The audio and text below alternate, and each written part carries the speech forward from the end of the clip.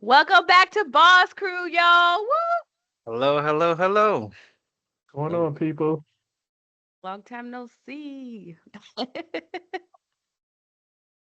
whole week, right? In a whole Well, week. for Lorenzo, that was 2 weeks, fast too. but Yeah, yeah, it's absolutely. true. It's true. It's true. So, as Went pretty promised to fast. all our viewers, we are going to talk about topics going forward. And today's topic was chosen by Christian. So, Christian, do you want to begin us on the chosen topic? So, tonight we are going to talk about DDoS attacks. DDoS stands for Distributed Denial of Service. And tonight we'll talk about, well, a little bit of what it is, where it happens, um,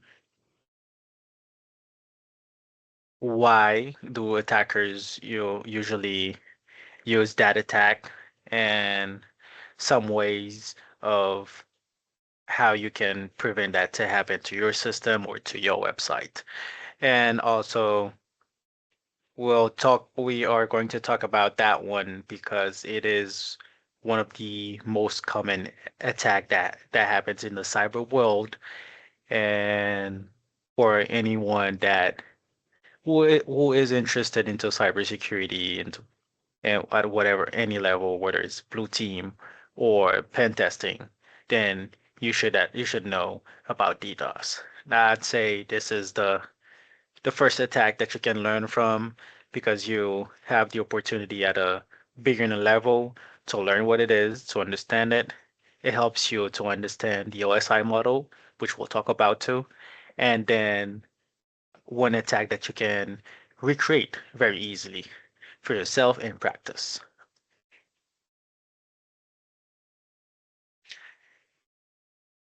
All right, cool, cool, cool, cool. Thank you for that. So let's get right into it then.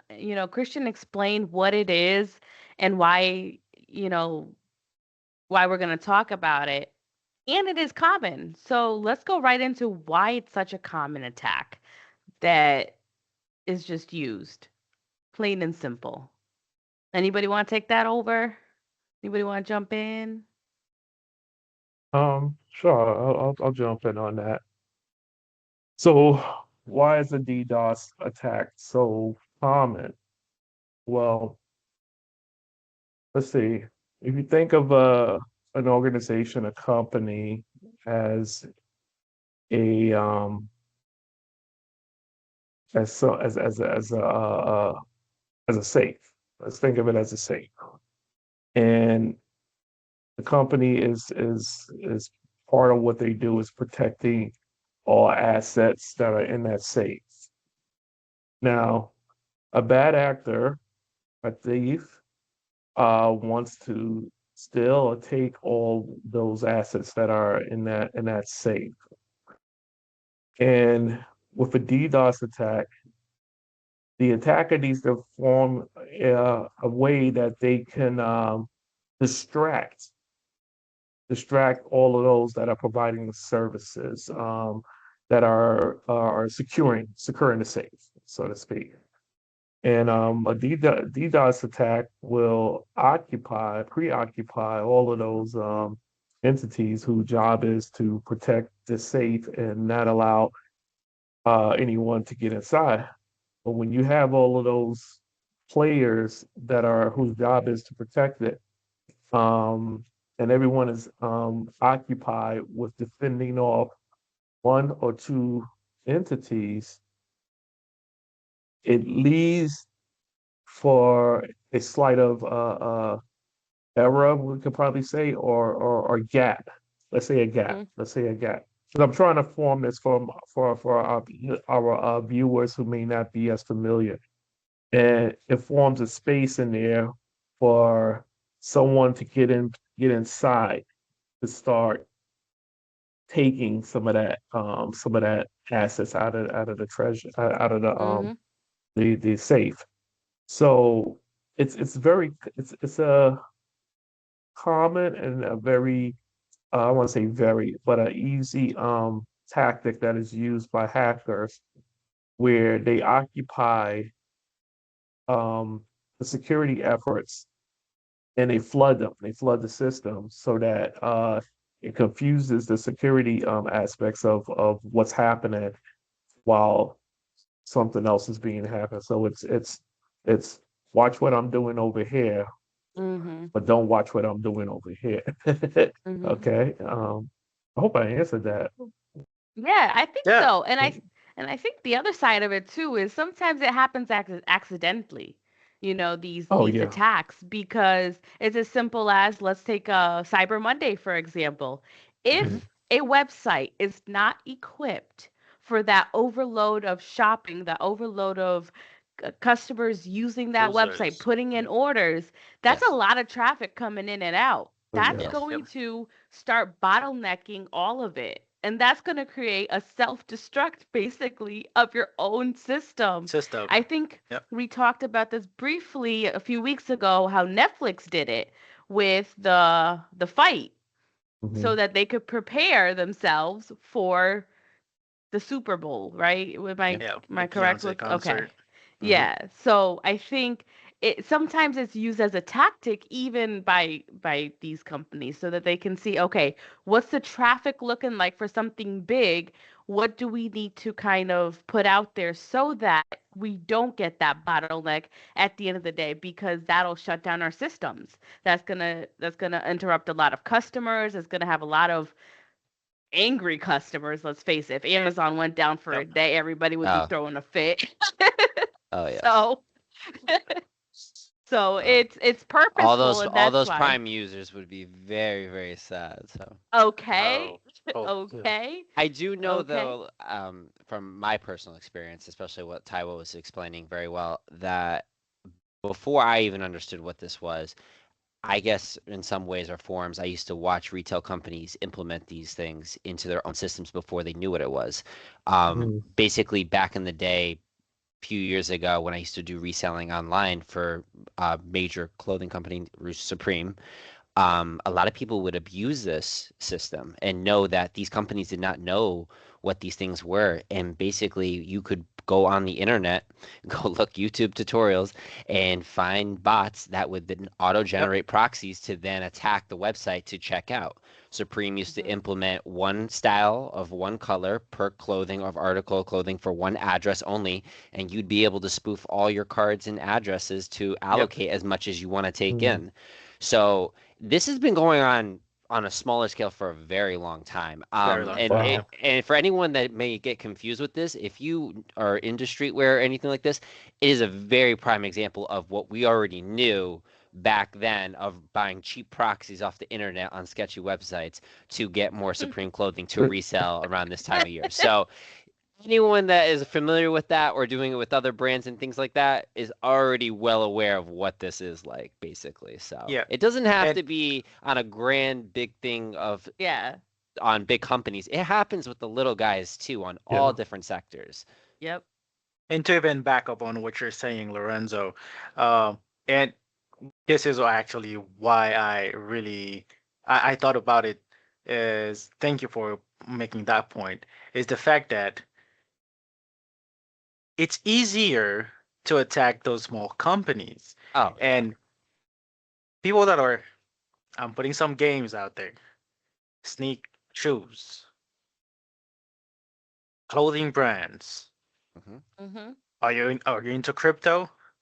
Do you sorry. Uh Forgot my word right there. Um Non-fungible tokens. Oh yeah, NFTs. Okay. Yeah. Okay. Hmm. NFTs. NFTs. Yeah. Oh Yes. yeah. Do you buy NFTs? So that's what happens when you are waiting on a dev to allow allow you to buy, and then when it's about to launch, when it launches, and then out of nowhere you realize that you clicked right at the moment buying was available, but realize that your transaction went through after what, like 1,000, like 2,000 orders, and then you Yep. realize you got the worst one, the worst NFT, because some guy or a bunch of guys, other guys had all the good ones, but in fact, it might have been two, three guys, five guys max. Just Mhm. even one guy, depends on what kind of proxy he has, you know, Right. depend if it's for clothing or shoes. Hmm. But then it's about using those bots, and the technical word for that will be a botnet.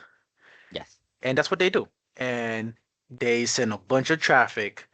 And in that example, they will be sending a bunch of requests to buy those NFTs or to get those brands. And for another website like Amazon or Netflix, they would be requesting to have access to that website or requesting access to watch the live, just like it happened with Netflix.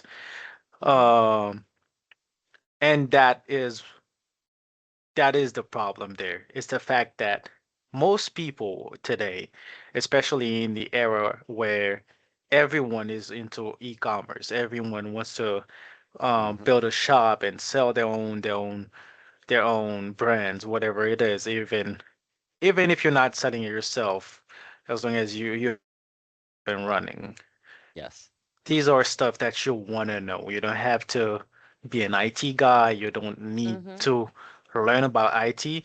It's just learning some tricks or some tips about what are the risks of having a website, what Mhm. can happen.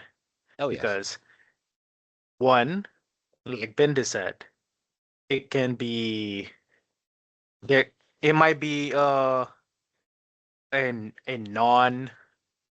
It might be. Oh, Not intentional. my brain is very out there. There's a Unintentional long story. threat. There's a backstory to that, but an Yeah. intentional threat.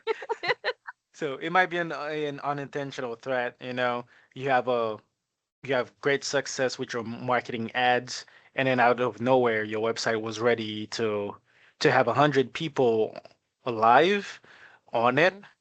and then instead of 100 people, you have 1,000 people, and Mhm. it cannot handle it. Next thing you know, your website crashes.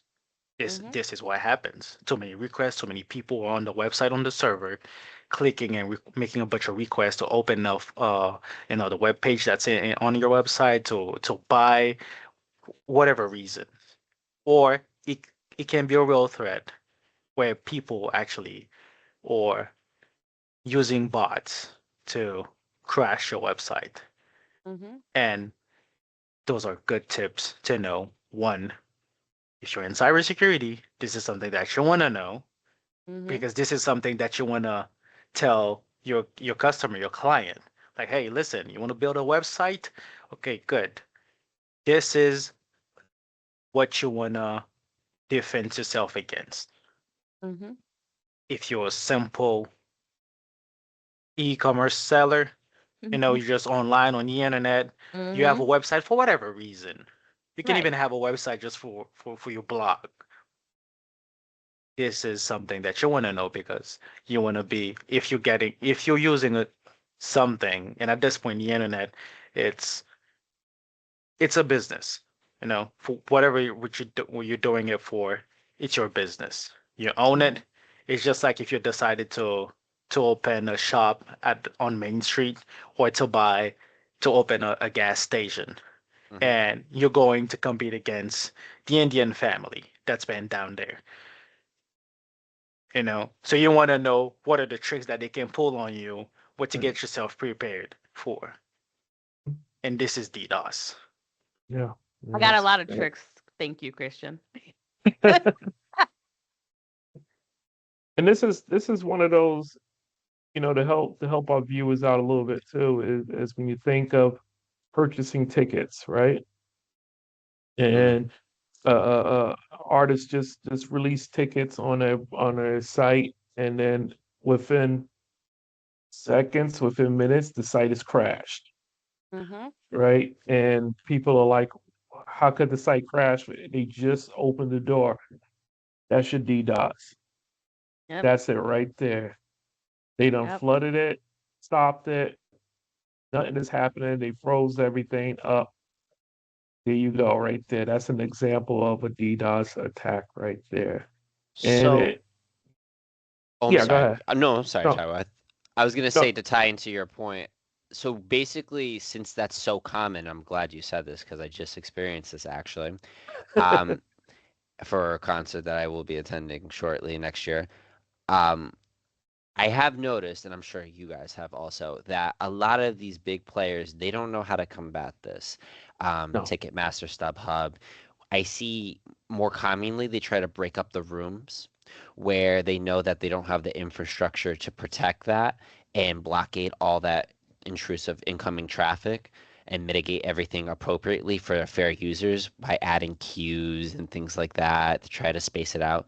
I have noticed that they are starting to now do more pre-sale exclusive rights. So for Hmm. my case, I was trying to attend and thankfully secure tickets for Kendrick Lamar next year Oh. with my friend who's been trying to go for a few years, but Nice. it was only exclusive for Cash App members only. Mm. So Oh. yes. So if you were not a part of that, then you were blockaded out of that realm to then help mitigate. So basically, my point is, do you think we're going to see more big companies start to do more exclusive pre-sale partnerships because they don't know how to mitigate traffic appropriately? Or do you think things will get better over time with the advancements of technology? Christian, I mean, sorry, Christian. I want to say, Lorenzo, you're being very kind with your words. And I say that because you're giving a lot of credit to these companies, uh, and they do know what they do not know. I hope I said that right. I think you I think did. it's, I I think I don't think Yeah, you you're on did the too. money with that. Yeah. they do. What I would say to you, I'm gonna say yes, yes and no, but probably more of a stronger yes. Because as you were saying that, from a business perspective, I'm seeing the business side of it. You said Cash App was the okay. Yes. So I see it companies like these vendors who sell and promote to get into a play with, let's say, a Cash App or Venmo or Zelle, and if you use that product, it allows you like with American Express, like they have now in Citibank, the rewards from using their cards and whatnot. I think Cash App is probably now just getting becoming a player in this area now. Is saying like, listen, if you use Cash App, you using Cash App is going to give you these benefits where you could start getting these early promotions, promotional rights. And I think it just may be a way for these some of these companies to exercise some of its demons of early entry, instead of waiting and probably being hacked the way they've been, which with the DDoS, um, just allowing those early providers who may have the Cash App or American Express or Citibank to get early access, and all of you who don't have it, oh well, go wait in those rooms until we put some more tickets on. And that's not to say that you're gonna even get it, because now you're waiting in a room with probably thousands of other people who are also waiting. So I think it's again like it's a yes and a no, but I think if more start to look at it, it's a business opportunity. There's monies to be made here, and I think they'll follow the dollar. Yeah, Yeah. they definitely will. And I think the other side too is they need to do some auto scaling because I know we do this in databases, right? We auto scale to what we're going to be using. So they need to, I'm sure there's something like that that we learned about where they can kind of, okay, well, there's more traffic, let's scale from 1 to 2 because we're going to need that for this specific sale, for example. And that way it will kind of filter the traffic more or do a queue. There's a I used to work for this hair care company and if whenever there was a big sale, there was a line and they told us like you're in line waiting for this sale and you're this many people are ahead of you. So like you waited as if you were in the actual store for getting in there. And I think the only thing with all of this is they're going to have to differentiate between, is this an attack, or is this just there's too many people trying to get into our system right now because of our sale, because of our um for whatever product we're selling in general. So that's going to be something that needs to kind of be be seen, as there's so many possibilities. Because yeah, on any regular day you could have 100 people going into one website at once to look for something, even if it's the same thing. But at the same time, it could just be one person trying to attack by sending these bots in to look for this one thing. So it's just that goes back to why Christian said it's easy to do, because how do you tell? How do you tell? So there is um there is a way for them to scale um their resources. And actually it's not even a way, it's resources. There are tools. And like you said, we learn about it. Hmm. We learn one of those resources, services, Azure. It's a cloud. So what certain company does is that they use cloud services. So in case there's a spike in traffic, where they know that usually happens when they have sales or anything like that, they prepare themselves for those events and say, hey, listen, we're about to have that kind of event, that kind of activity going on our website, and we would like you to take that over. So instead of putting everything on their own servers, they give it to another company like Azure, which is has the capabilities Hmm. to handle the that surge of traffic, Hmm. and also have the tools to find out if that spike in your traffic is normal, or if there's anything um any threat in it. And Hmm. the other thing that they can also do, load balancers. Hmm. That's Yep. where instead of That's having the one I one was thinking server, about. yep, Yep. instead of having one server running the show, hey, add two more. Because at that Hmm. point, that one server won't be the only one getting all that traffic, and it can be distributed to all of them before it reaches the system that needs to respond. Hmm. Yeah. Yeah. I Okay. like that Yeah, you that's said that. yeah. Sorry, Yeah. Bindi. I didn't mean to No, cut you're you off. good. Go ahead. I just want to say that's what I was thinking about. I just like I had Draw IO in my head. So I was like, I remember we did a picture of this. Yeah. Scarred I just forever in there. I know, right? What was that word underneath that little picture? I know. But Bad, go ahead. bad times, bad times. I was gonna say, Christian, that was a great point. Actually, I wanted to bring that up because one of the features of mitigation for DDoS attacks, I did find was Azure Monitor, which is built into that system. So the fact that Yep. you brought that up is actually miraculous.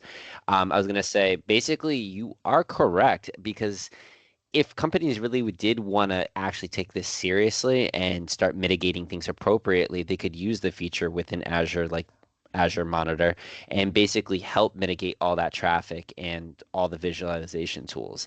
It's already there and those systems are in place, but it seems to be that a lot of these companies just aren't caught up to speed, I guess, or Mm. lack the Knowledge, probably, I knowledge. think. Yeah, that you Yeah, took the I words right out of think my mouth. yeah, That's really what it is. yeah, that's that. Well, And I think it for a lot of small companies, like we just said too, because they're not looking at like the security side of it. They're like, Christian just said this, here's the product, I want to sell my product. But it's like right now with technology growing so much, you have to have that safety net.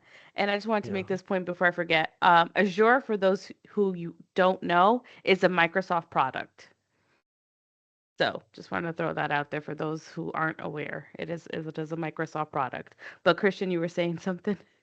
no, no, Sorry. I was going to say for what Lorenzo just mentioned, the lack of knowledge, yes, but we'll say at a certain level. Like you said, for those small companies, true. But certain companies that are crashing out there, they have the knowledge. But let's go back to Taiwo. Listen, they want to make the Okay. money.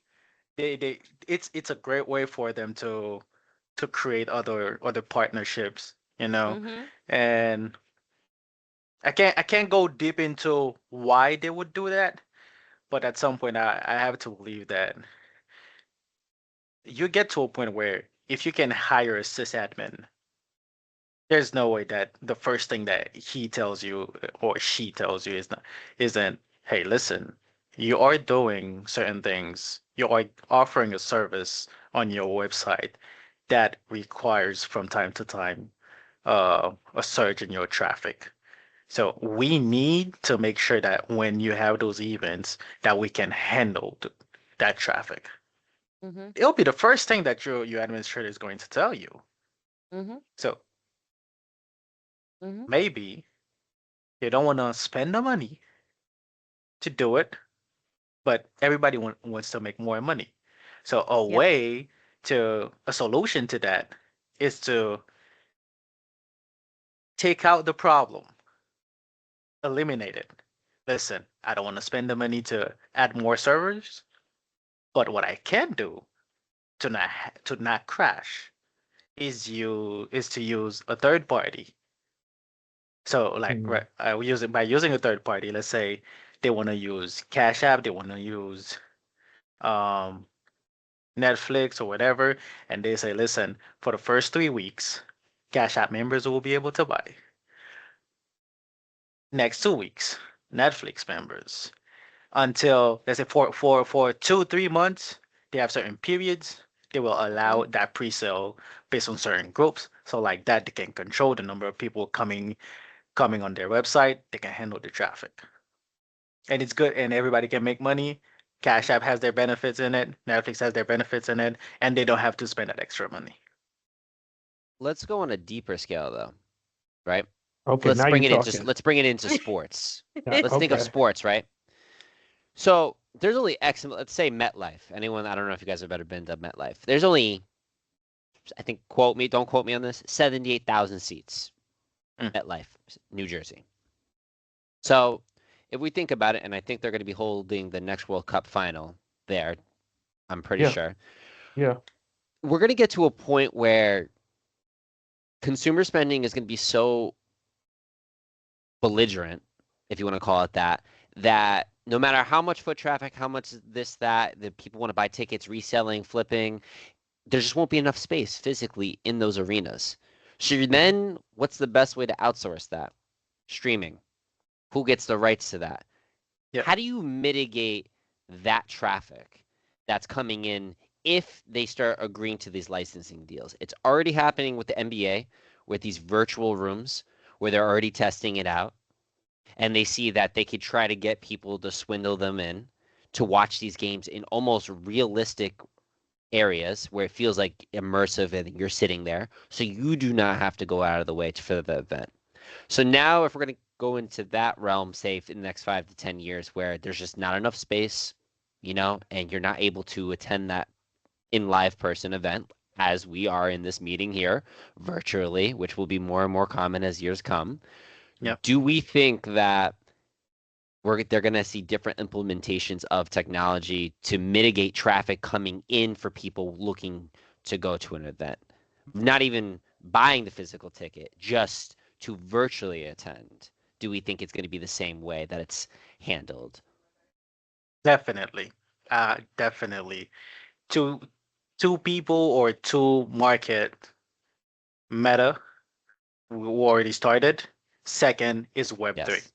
And if someone doesn't know what's Web3, Web3 is the level of internet on blockchain.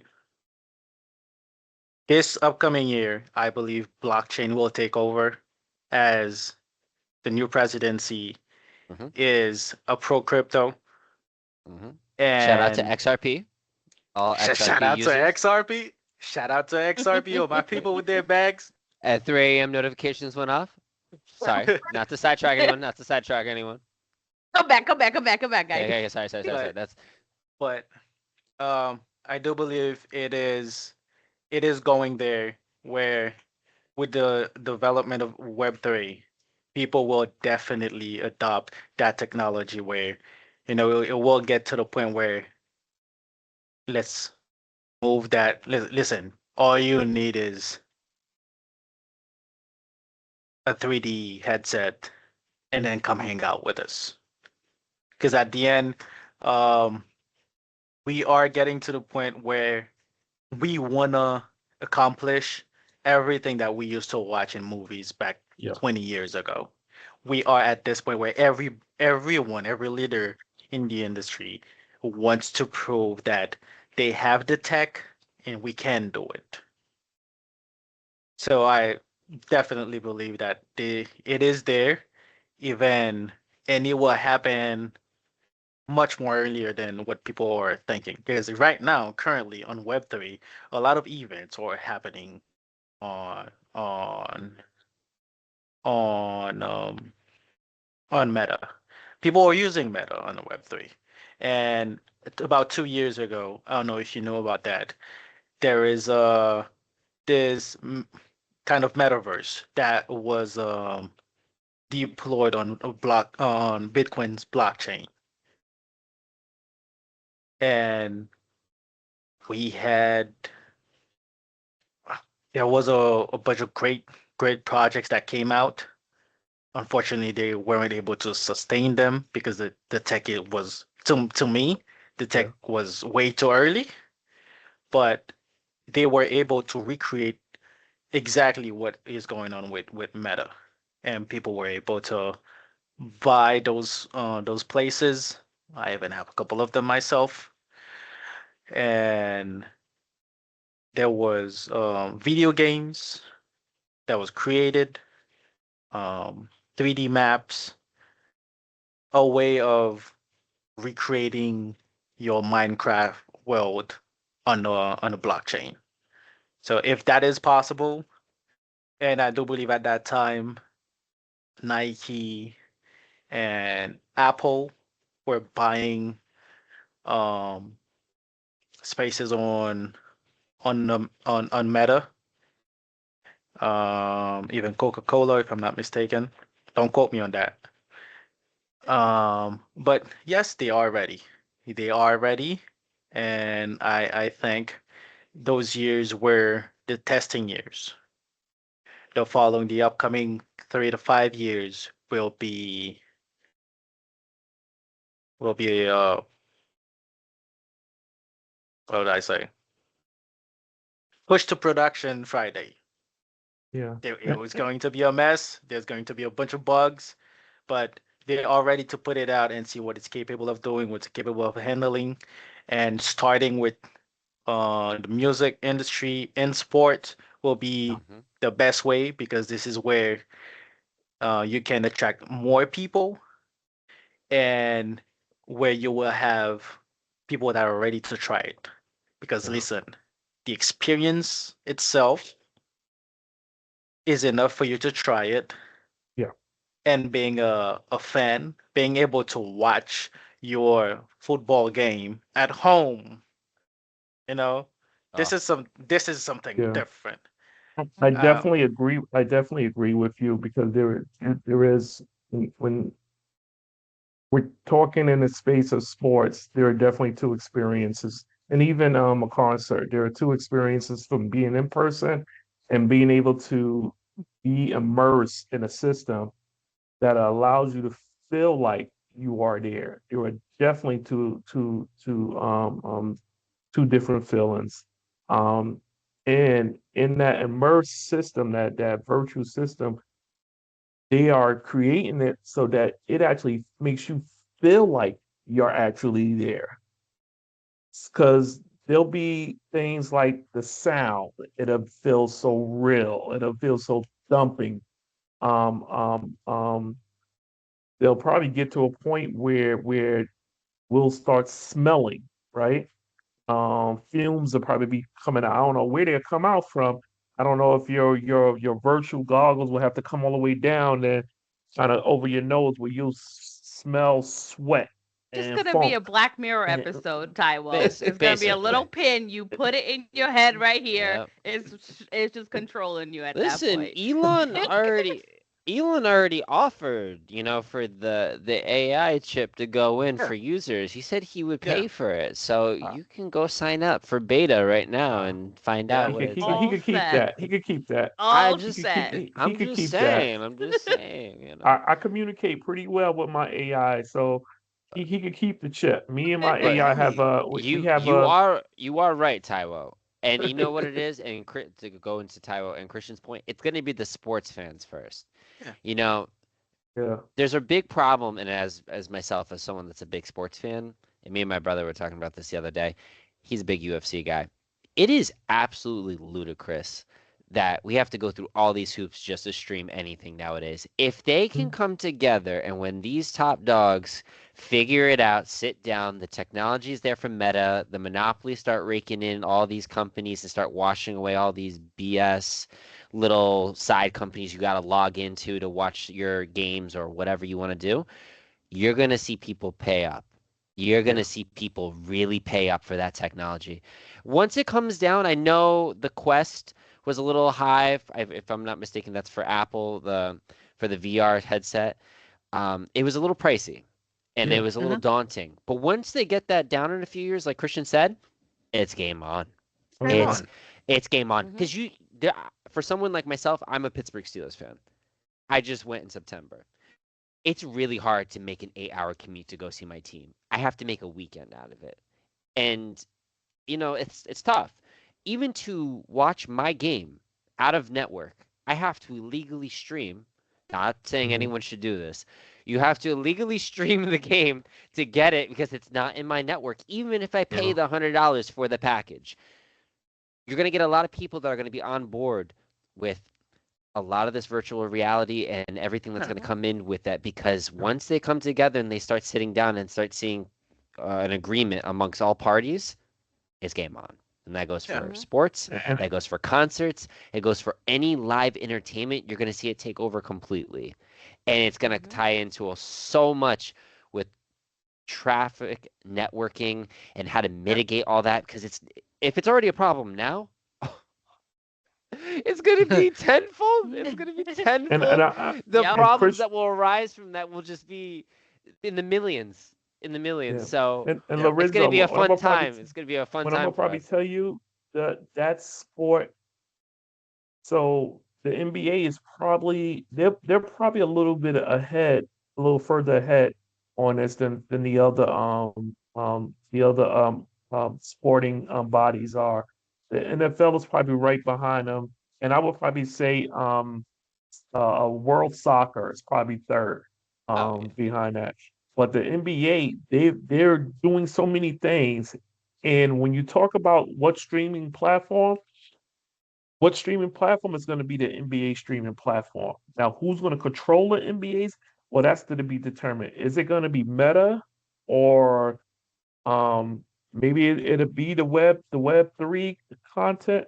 But the NBA will launch its own platform that you will be able to purchase and get your NBA ticket and be able to do this virtual enhancement on their system.